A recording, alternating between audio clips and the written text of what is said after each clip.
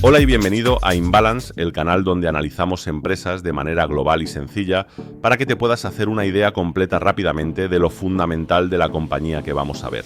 La inteligencia artificial no es el futuro, es el presente. Y en el corazón de esta revolución hay una empresa que ha pasado de ser un componente en nuestros ordenadores a convertirse en la infraestructura fundamental de esta nueva era. Hoy vamos a hablar de la que quizá sea la empresa más comentada del mundo, Nvidia.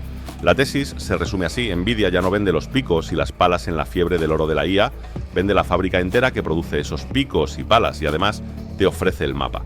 Como siempre, recuerda que este vídeo tiene fines educativos, no es una recomendación de compra o venta, realiza siempre tu propia investigación antes de invertir. Vamos al análisis. Para entender cómo gana dinero Nvidia, hay que mirar cómo divide su negocio. Oficialmente lo agrupa en dos grandes segmentos. El primero, y el que lo ha cambiado todo, es Compute y Networking. Aquí está el corazón de la IA, sus GPUs para centros de datos, su tecnología de redes y sus plataformas para automoción y robótica. En el último año fiscal reportado, este segmento generó 115.000 millones de dólares, casi el 88% de los ingresos totales de la compañía. Es, sin lugar a dudas, el motor que lo impulsa todo.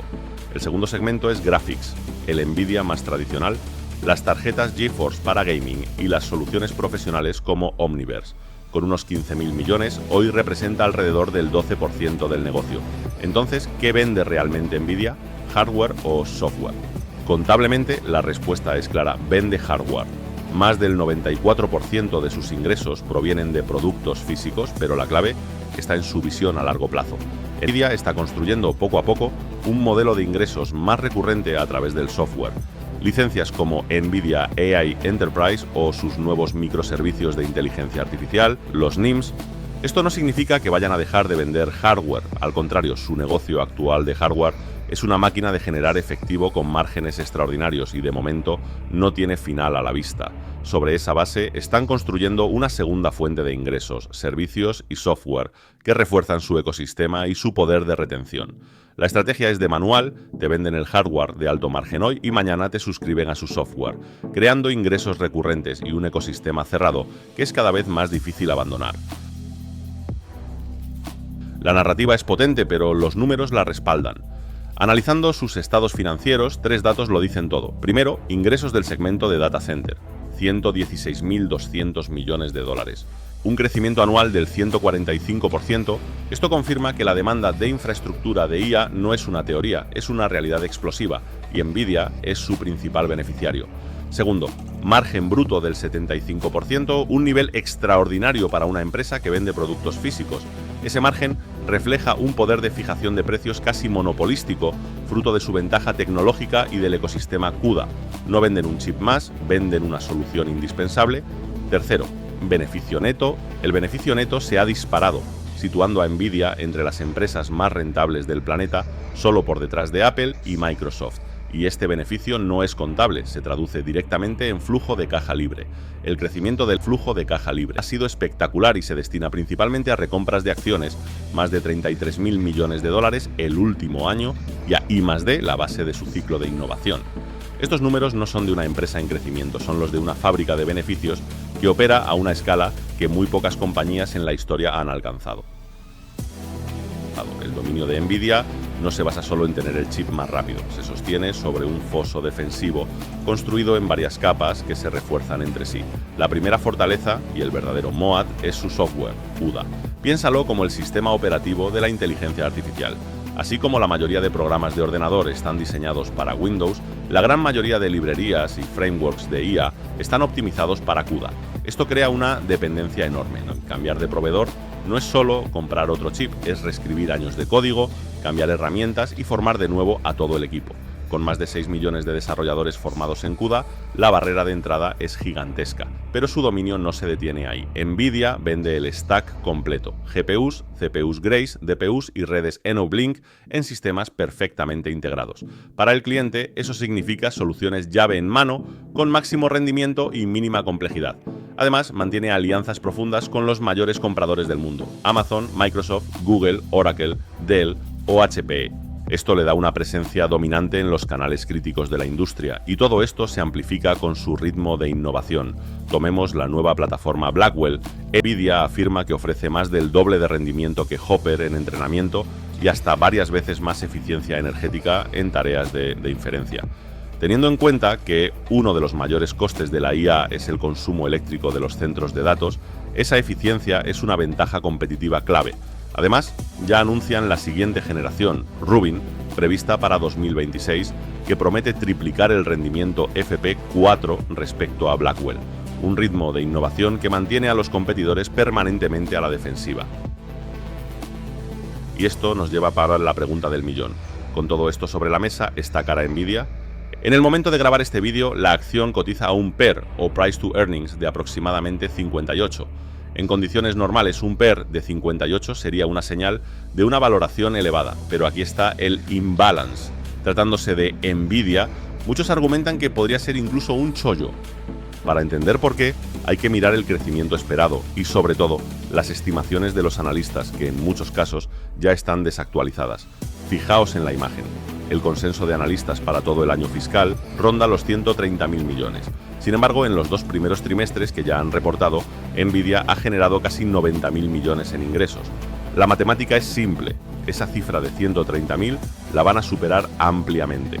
Me atrevería a decir que estarán más cerca de los 200.000 millones que de esa cifra. Pero es que para el año siguiente las estimaciones de consenso son de 207.000 millones, cuando ya hay analistas que más recientemente le han llegado a dar unas previsiones de ingresos de hasta 390.000 millones. Esto significa que mientras el mercado esperaba un beneficio por acción para 2026 de entre 4 y 5 dólares, no sería una locura verlo más cerca de los 8 dólares o incluso más. Estaríamos hablando de que Nvidia cotizaría a un forward PER para ese año de aproximadamente 23. Un PER de 23 para la empresa más importante de la era de la IA, con unos crecimientos anuales increíbles. Obviamente todo esto depende de que se cumplan o no las previsiones. En un escenario más conservador, donde la cifra de ingresos ronde los 250.000 o 280.000 millones, hablaríamos de un forward PER algo más elevado, pero probablemente todavía atractivo. Viendo el historial de Nvidia y la situación actual de la demanda, creo que lo normal sería que batiese de largo las estimaciones y nos sorprenda con un beneficio bastante mayor del esperado. Ahora miremos el otro lado del imbalance. ¿Qué podría salir mal? Hay tres riesgos principales que todo inversor debe vigilar. El primero y más obvio, la valoración y el componente psicológico. Hemos entrado en un territorio donde la psicología del mercado juega un papel crucial. Con una capitalización que ha superado los 4 billones de dólares, Nvidia se ha convertido en una de las empresas más valiosas de la historia. Este tamaño no es solo una métrica, es una carga. Exige una ejecución perfecta y un crecimiento continuo y masivo solo para justificar su precio actual. Cualquier señal de desaceleración, cualquier trimestre que no cumpla con unas expectativas casi sobrehumanas, podría desencadenar una corrección muy significativa simplemente por el peso de esas cifras.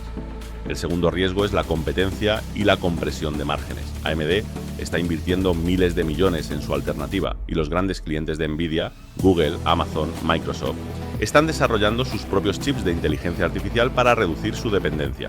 El caso bajista no necesita que Nvidia fracase, solo necesita que la competencia se vuelva lo suficientemente buena para forzar una bajada de precios y erosionar esos márgenes del 75%. El tercer riesgo es la concentración estratégica. Depende enormemente de un solo fabricante, TSMC, ubicado en una zona geopolíticamente sensible. Además, una gran parte de sus ingresos proviene de un puñado de clientes gigantes. Cualquier problema en la cadena de suministro o un cambio de estrategia en uno de esos grandes clientes tendría un impacto directo y severo en sus resultados. La dualidad de Nvidia es clara. Por un lado, tenemos una empresa con un foso competitivo brutal, un liderazgo tecnológico abrumador y unos números que la sitúan en camino de ser la más rentable del mundo. Por otro, una capitalización bursátil que supera los 4 billones de dólares. Mi reflexión final, y esta es mi opinión personal, es que si nos ceñimos a los fundamentales y al crecimiento futuro que parece muy probable, Nvidia podría no estar tan cara como parece, a pesar de ser la empresa más valiosa del mundo. Es una empresa que he tenido en cartera y honestamente no me sentiría incómodo teniéndola hoy. Creo que el escenario más probable es que su valor siga creciendo a medida que vaya presentando resultados y batiendo unas estimaciones que, como hemos visto, ya parecen conservadoras. Dicho esto, y aquí está el contrapeso, soy muy consciente de la psicología del mercado. Una capitalización tan gigantesca pesa, y cualquier mínimo tropiezo o cambio en el sentimiento inversor podría provocar caídas importantes independientemente de los sólidos que sean los fundamentos. La pregunta final, por tanto, no es si la empresa es buena, la pregunta es, ¿pesarán más los fundamentales y el crecimiento explosivo o la psicología y el vértigo de su enorme valoración? Déjame saber en los comentarios qué piensas tú. ¿Crees que el dominio de Nvidia es sostenible? Y por supuesto, sugiéreme qué otra empresa te gustaría que analizara. Si este análisis te ha aportado valor, agradezco mucho que te suscribas y le des a like. Recuerda, siempre balance, nunca imbalance. Nos vemos en el próximo vídeo.